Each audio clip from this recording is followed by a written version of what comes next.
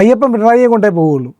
എന്തായാലും പോലീസ് അന്വേഷണം ഹൈക്കോടതിയുടെ മേൽനോട്ടത്തിൽ നടക്കുന്നുണ്ടെങ്കിൽ അതെ അതെ, വളരെ നാടകീയമായ ഒരു സംഭവമാണ് ഇപ്പോൾ ഉണ്ടായിരിക്കുന്നത്. ശബരിമലയിൽ ഇ ഡി വന്നു എന്ന് പറഞ്ഞാൽ ഇ ഡി ഈ സംഭവങ്ങളൊക്കെ ഉണ്ടായപ്പോൾ, സ്വർണ്ണക്കൊള്ള ഒക്കെ ഉണ്ടായപ്പോൾ തന്നെ ഇ ഡി ഇതിൽ ഇടപെടാൻ വേണ്ടി ഒരവസരം നോക്കിയിരിക്കുകയായിരുന്നു. ഇ ഡി കേസ് അന്വേഷിക്കുന്ന, ഹൈക്കോടതിയുടെ നിർദ്ദേശപ്രകാരം കേസ് അന്വേഷിക്കുന്ന പ്രത്യേക അന്വേഷണ സംഘത്തോട് FIR-ൻ്റെ കോപ്പി തരാൻ പറഞ്ഞു, കേസ് ഡയറി തരാൻ പറഞ്ഞു. അവർ പറഞ്ഞു ഇല്ല തരാൻ പറ്റില്ല, അതൊന്നും തരൂല്ല എന്ന് പറഞ്ഞു.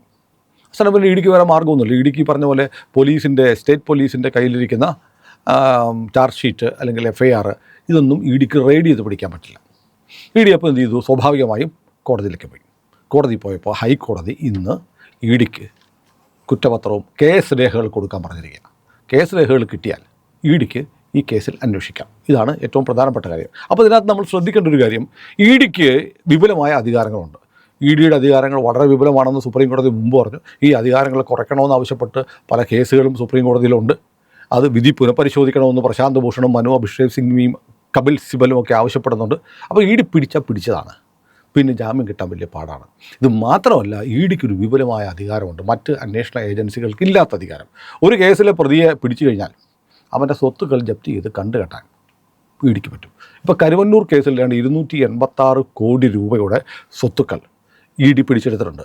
CPM നേതാക്കന്മാരുടെ സ്വത്തുക്കൾ അടക്കം പിടിച്ചെടുത്തിട്ട് ഇ ഡി പറയുന്നുണ്ട് ബാങ്കിനോട്, നിങ്ങളിത് സ്വീകരിച്ചിട്ട് ഈ പണം അത്രയും രൂപയെങ്കിലും ആർക്ക് കൊടുക്കണം? നിക്ഷേപകർക്ക് കൊടുക്കുമെന്ന് പറഞ്ഞപ്പോൾ ബാങ്ക് അയ്യോ ഞങ്ങൾക്ക് വേണ്ട ഞങ്ങൾ തൊടൂല്ല. കാരണം എന്നറിയോ, അത് ബാങ്ക് പറയുന്ന ന്യായം, അതിൽ പലരും ഇ ഡി ഇത് പിടിച്ചെടുത്തതിനെതിരെ കോടതിയിൽ പോയിട്ടുണ്ട്. ആര് പോയിട്ടുണ്ട്? CPM നേതാക്കന്മാർ. ബാങ്ക് CPM-ൻ്റെ ആണേ. അപ്പോൾ കോടതിയിൽ പോയിരിക്കുന്ന നേതാക്കന്മാരുടെ സ്വത്തൊക്കെ തിരിച്ച് കിട്ടിയാൽ കേസ് ജയിച്ചാൽ കിട്ടും. അതിനു മുമ്പ് ഇ ഡി ഇത് തന്നിട്ട് ഇ ഡി വിറ്റ് ലേലം ചെയ്താൽ എന്ത് ചെയ്യും? പിന്നെ ആ കേസ് നിലവിലില്ലാത്ത അവസ്ഥ, കേസ് കൊണ്ട് പിന്നെ ഫലമില്ലാതാവും. പക്ഷേ ഇ ഡിക്ക് അങ്ങനെ അറ്റാച്ച് ചെയ്യാൻ അധികാരമുണ്ട്. ഇ ഡിക്ക് അങ്ങനെ ചെയ്തിട്ടുണ്ട്. കേരളത്തിൽ തന്നെ പോപ്പുലർ ഫിനാൻസിൻ്റെ കേസുകളിൽ ഇതുപോലെ സ്വത്ത് പിടിച്ചെടുത്ത് ഇ ഡി അത് ലേലം ചെയ്ത് വിറ്റിട്ട് തട്ടിപ്പിനിരയായ ആളുകൾക്ക് പണം കൊടുത്തു.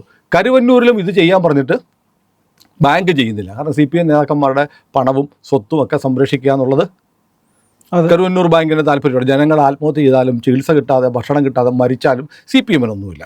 അപ്പോൾ ഇതിനകത്തൊരു വ്യത്യാസമാണ്, ഇ ഡിക്ക് സ്വത്തുക്കൾ അറ്റാച്ച് ചെയ്യാൻ പറ്റും. ശബരിമലയുടെ കാര്യത്തിൽ ഇപ്പോൾ പ്രതിയായിരിക്കുന്നത് പത്മകുമാർ ഉൾപ്പെടെയുള്ള ജയിലിൽ കിടക്കുകയാണ്. ബാസു ഉൾപ്പെടെ ജയിലിൽ കിടക്കുകയാണ്. ദേവസ്വം ഉദ്യോഗസ്ഥരൊക്കെ പ്രതിയാണ്. പോറ്റി പ്രതിയാണ്. ഇവരുടെയൊക്കെ ഇ ഡി വന്ന് കേസെടുത്താൽ ഇ ഡി കൂടി ഇവരെ അറസ്റ്റ് ചെയ്യാൻ, പത്മകുമാറിൻ്റെയൊക്കെ ജാമ്യം 30-ാം തീയതി വീണ്ടും പരിഗണിക്കാൻ തോന്നും.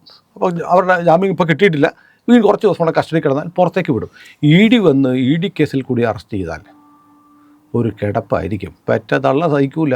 മനീഷ് സിസോദിയ, അരവിന്ദ് കെജ്രിവാൾ എല്ലാം കിടപ്പുണ്ടോ? ഇപ്പോൾ സംസ്ഥാന പോലീസ് പിടിച്ചുമ്പോൾ ഒരു VIP പരിഗണനയൊക്കെ കൊടുത്തിട്ടായിരിക്കും ഇട്ടിരിക്കുന്നത്.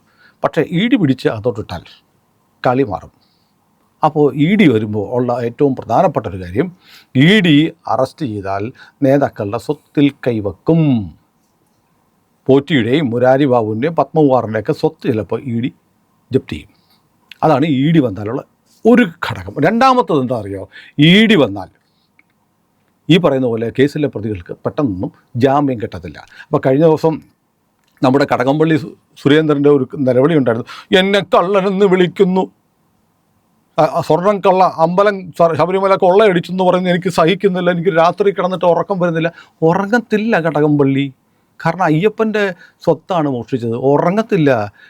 ഭഗവാന്റെ സ്വത്ത് മോഷ്ടിച്ചാൽ ഇയാൾ മാത്രമല്ല, ഇയാളുടെ കുടുംബത്തിലുള്ളൊരു ഉറങ്ങില്ല. ഭഗവാന്റെ സ്വത്ത് ആരൊക്കെ മോഷ്ടിച്ചിട്ടുണ്ടോ അവരൊക്കെ അനുഭവിച്ചിട്ടുണ്ട്. ഇപ്പോൾ കടകംപള്ളി അറിയാതെ, ദേവസ്വം മന്ത്രിയായിരുന്ന കടകംപള്ളി അറിയാതെ ഈ കൊള്ള പത്മകുമാർ വരെ ഉള്ളവരെ അറിഞ്ഞിട്ടുള്ളൂ എന്ന് പറഞ്ഞാൽ അതുമാത്രം വിശ്വസിക്കാനുള്ള വിഡ്ഢികളൊന്നുമല്ല കേരളത്തിലെ ആളുകൾ. അപ്പോൾ പത്മകുമാറിൽ വരെ എത്തിയിട്ട് നിൽക്കുകയാണ്. തെരഞ്ഞെടുപ്പിന് തൊട്ട് മുമ്പ് ഫർദർ ഇൻവെസ്റ്റിഗേഷൻ നടത്താതെ രാഷ്ട്രീയ സമ്മർദ്ദത്തിന് വഴങ്ങിയെന്ന് പ്രത്യേക അന്വേഷണ സംഘത്തെ സംശയിക്കത്തക്ക നിലയിൽ അന്വേഷണം ഒന്ന് ബ്രേക്കിട്ട് നിൽക്കുകയാണ്.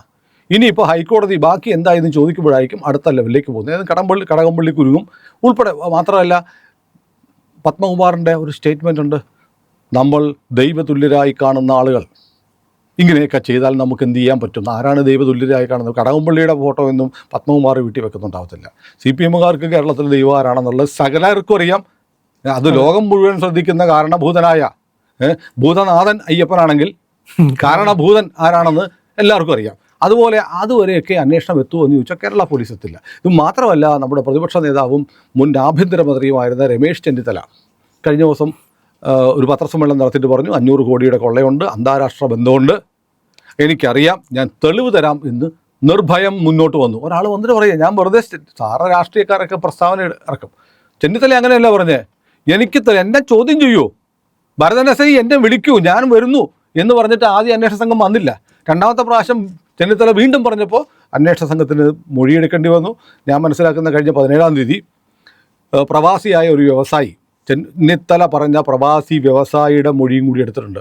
സുഭാഷ് കപൂറിനെ പോലെയുള്ള അന്താരാഷ്ട്ര കള്ളക്കടത്ത് സംഘത്തിന് ഇതിൽ ബന്ധമുണ്ടെന്ന് കേരള ഹൈക്കോടതി സൂചിപ്പിക്കുകയും ചെയ്തു. അപ്പോൾ ഇത് വേറെ കേരളത്തിലെ ക്രൈംബ്രാഞ്ചും അല്ലെങ്കിൽ പ്രത്യേക അന്വേഷണ സംഘവും കേരള പോലീസും അന്വേഷിച്ചാൽ കണ്ടെത്താൻ കഴിയുന്ന ഒരു കളിയല്ല ശബരിമലയിലുള്ളത്. അപ്പോൾ ED അതിലേക്ക് വരികയാണ്. EDയെ സംബന്ധിച്ച് EDക്ക് ഒരു FIR ഉണ്ടെങ്കിലേ EDക്ക് വരാൻ പറ്റുള്ളൂ. അതാണ് ഇപ്പോൾ ഡൽഹിയിൽ നാഷണൽ ഹെറാൾഡ് കേസിൽ സംഭവിച്ചത്.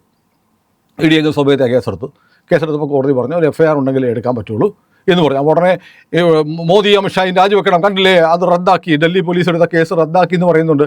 പക്ഷേ കോടതി അത് കഴിഞ്ഞ് ഒരു വരി പറഞ്ഞു, നേരത്തെ അപ്പുറത്തൊരു കേസ് കിടപ്പുണ്ട് ED, ആ കേസിലെ FIR വെച്ചിട്ട് നിങ്ങൾ തുടരന്വേഷണം നടത്തി. ആ കാര്യം ഇവിടുത്തെ മാധ്യമങ്ങൾ മറച്ചു വെച്ചിട്ട് ED എടുത്ത കേസ് റദ്ദാക്കി, രാഹുൽ ഗാന്ധിയും സോണിയാഗാന്ധിയും കുറ്റവിമുക്തരാക്കിയിരിക്കുന്നു, ഇനിയെങ്കിലും മോദിക്കും അമിത്ഷായ്ക്കും രാജിവെച്ചുകൂടെ എന്നൊക്കെ KC വേണുഗോപാലൊക്കെ ചോദിച്ചു.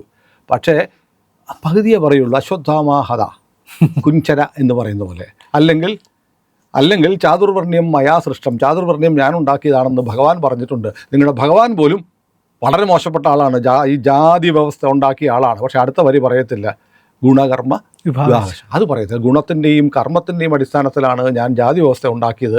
ജാതിയല്ല വർണ്ണ വ്യവസ്ഥ. അത് ജാതി ഇവിടെ പെട്ടെന്ന് വർണ്ണം എന്ന് പറഞ്ഞാൽ ഇവിടെ എന്ത് വർണ്ണം എന്ന് ചോദിക്കും. അതുകൊണ്ടാണ് ജാതി എന്ന് ഞാൻ പറഞ്ഞത്. വർണ്ണ വ്യവസ്ഥ ഉണ്ടാക്കിയതെന്ന് ഭഗവാൻ പറഞ്ഞിട്ടുണ്ട്. ഗുണം, ബ്രാഹ്മണന്റെ മകൻ ജനനം കൊണ്ട് ബ്രാഹ്മണനാവുന്നില്ല, കർമ്മം കൊണ്ടേ ആവത്തുള്ളൂ, അവൻ ഇങ്ങനെയൊക്കെ ഉണ്ട്. ഇതൊക്കെ പറയാതെ ഭഗവാൻ പോലും വർണ്ണവ്യവസ്ഥയെ പരിപോഷിപ്പിച്ച ന്യായീകരിച്ച ആളാണെന്ന് പറയുന്നത് പോലെയാണ് FIR റദ്ദാക്കി, അധികാരമില്ല എന്ന് പറഞ്ഞു. അങ്ങനെയല്ല, FIR അല്ല, EDയുടെ കേസ് റദ്ദാക്കി എന്താണെന്ന് മാത്രം പറയുകയും നിങ്ങൾ വേണമെങ്കിൽ മറ്റേ കേസിലെ FIR എടുത്തിട്ട് അത് വെച്ചിട്ട് അന്വേഷണം നടത്തുക. ED പുതിയ ചാർജ് ഷീറ്റ് കൊടുക്കും, പുതിയ കേസ് എടുക്കും, മറ്റേ കേസിനെ ആധാരമാക്കി എന്ന് പറയുന്ന പോലെ ഇപ്പോൾ ഈ ശബരിമല കേസിൽ ഒരു കുറ്റപത്രം ഉണ്ട്. ആ കുറ്റപത്രം ഉള്ളതുകൊണ്ട് ഇതിനകത്ത് വലിയ തോതിലുള്ള കള്ളപ്പണം വെളുപ്പിക്കൽ നടന്നിട്ടുണ്ട്. ഇപ്പോൾ ഈ സ്വർണം കൊണ്ടുപോയി, ശബരിമലയിലെ സ്വർണം ഗോൾഡ് ക്ലാഡ് ചെയ്തിട്ടുള്ള ദ്വാരപാലക ശില്പങ്ങൾ, വിഗ്രഹങ്ങൾ അടിച്ചു മാറ്റി പകരം ഡ്യൂപ്ലിക്കേറ്റ് ഉണ്ടാക്കി വെച്ചപ്പോൾ അത് അവിഹിതമായി ഒരു ബ്ലാക്ക് മണി ഉണ്ടാക്കിയതാണ്. അപ്പോൾ ED അതിലേക്ക് വരും. ED അതിലേക്ക് വന്ന് ED എവിടെ വരെ ചെല്ലുമെന്നുള്ളതാണ് പ്രശ്നം. തെരഞ്ഞെടുപ്പിന് തൊട്ടു മുമ്പ് വേണമെങ്കിൽ ഈ പതിവ് പോലെ പ്രതിപക്ഷത്തിന് CPM-നും അറിയാം, തെരഞ്ഞെടുപ്പ് അടുത്തു, കേന്ദ്ര ഏജൻസികളെ കൊണ്ട് ഉപദ്രവിക്കാനുള്ള ശ്രമമാണെന്ന്. ഇപ്പോൾ ഇവർ പറയുന്നത് പ്രധാനപ്പെട്ട ന്യായമല്ലേ, സ്വർണ്ണപ്പാളി എന്നുള്ള പാട്ടില്ലേ, പോറ്റിയെ കെറ്റിയെ പാടിയിട്ട് അത് ആരാണെന്ന് ചോദിക്കുമ്പോൾ സഖാക്കളാണ് അയ്യപ്പ എന്ന് പറയുമ്പോൾ അയ്യപ്പനെ ആക്ഷേപിച്ചു. ഒരു പാട്ട് പാടി സ്വർണ്ണക്കൊള്ളയെക്കുറിച്ച് പാട്ട് പാടിയാൽ അയ്യപ്പനെ ആക്ഷേപിക്കും. അയ്യപ്പൻ്റെ സ്വർണ്ണം അടിച്ചുകൊണ്ട് പോയാൽ അയ്യപ്പൻ വെരി ഗ്ലാഡ്, അയ്യപ്പൻ ഹാപ്പിയാണ് എന്ന് പറയുന്ന ഇവരുടെ ഒരു തീരുമാനമുണ്ട്. എന്നിട്ട് ഇപ്പം പണി കിട്ടി, ഇനിയിപ്പോൾ കേസെടുക്കണ്ട, ഈ പാട്ട് മാറ്റണ്ട എന്നൊക്കെ പറഞ്ഞു വന്നിട്ടുണ്ട്. അതിനിടയ്ക്ക് ഈ പാട്ട് റെക്കോർഡ് ചെയ്ത കമ്പനി മേടിച്ചിട്ട് 30 ലക്ഷം പേര് കണ്ട പാട്ട് അവർ പിൻവലിച്ചു. ഏതായാലും ഈ വല്ലാത്ത ഒരു പിരിമുറുക്കത്തിലേക്ക്, രാഷ്ട്രീയ പിരിമുറുക്കത്തിലേക്ക് കേരളം തെരഞ്ഞെടുപ്പിന് തൊട്ട് മാറുകയാണ്. ഒരു കാര്യം ആണ് നമുക്കിനി അറിയേണ്ടത്, തെരഞ്ഞെടുപ്പിന് തൊട്ട് മുമ്പ് ED ക്ലിഫ് ഹൗസിൽ കയറുമോ, അല്ലെങ്കിൽ EDയെ ഭൂതനാഥനായ അയ്യപ്പൻ കാരണഭൂതൻ്റെ വീട്ടിലേക്ക് EDയെ പറഞ്ഞു വിടുമോ എന്ന് നമുക്ക് കാത്തിരുന്ന് കാണാം. ഏതായാലും പിണറായി വിജയനും അവരുടെ പോലീസും ഹൈക്കോടതി നിയോഗിച്ച പ്രത്യേക അന്വേഷണ സംഘം പോലും ED വരാതിരിക്കാൻ സർവത്ര വിദ്യകളും പ്രയോഗിച്ചു. പക്ഷേ ഇപ്പോൾ പരാജയപ്പെട്ടു. ഹൈക്കോടതി പറഞ്ഞിരിക്കുന്നത്, ഒന്ന്, ശബരിമലയിലുണ്ടായിരിക്കുന്ന ഈ കൊള്ള വിശ്വാസ്യതയെ ബാധിച്ചിട്ടുണ്ട്, സംസ്ഥാന സർക്കാരിൻ്റെയും ഈ ഏജൻസികളുടെയും വിശ്വാസ്യതയെ ബാധിച്ചിട്ടുണ്ട്, അത് വീണ്ടെടുക്കണം. അതിനു വേണ്ടിയിട്ട് ഏതന്വേഷണവും വരട്ടെ എന്നൊരു നിലപാടാണ് ഹൈക്കോടതി എടുത്തതെന്ന് തോന്നുന്നു.